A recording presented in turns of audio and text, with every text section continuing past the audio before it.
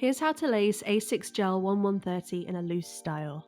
Start by taking a hold of your lace, and we're going to feed each lace end down into the two very bottom eyelets from above, just like this.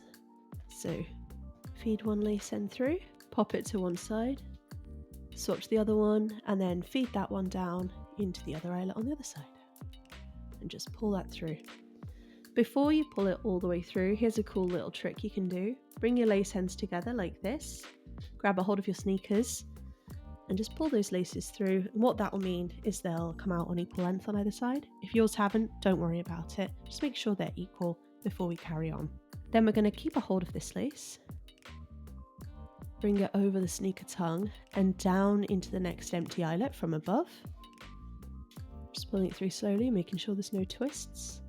Then swap to the other one, bring it over and down into the next empty eyelet from above on this side. Just like that.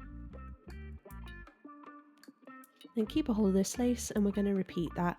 Bring it over, down into the next empty eyelet, swap to the other one, bring it over and down into the next empty eyelet. Now remember, you can play this video on a half speed if you like, or pause as much as you need to. Just go at your own pace because there's no rush with this. Great, let's carry on with our pattern. Keep a hold of this lace, bring it over, down into the next empty eyelet, just pull that through, swap to the other one, and bring that one down to the next empty eyelet on this side. Looking good, let's keep going. This one first, keep a hold of it, down into the next empty eyelet, swap to the other one and do the same. Bring it over and down into the next empty eyelet from above, just like that. Now you might have more or less eyelets than me depending on your shoe size, but when you get to the final one, we're going to do something a little bit different with our pattern. We're going to keep a hold of this lace, and instead of taking it down into the eyelet from above, we're going to come up through the final eyelet from underneath, and we're going to bring the lace through around about this much. Don't worry about this excess lace, just put that out of the way.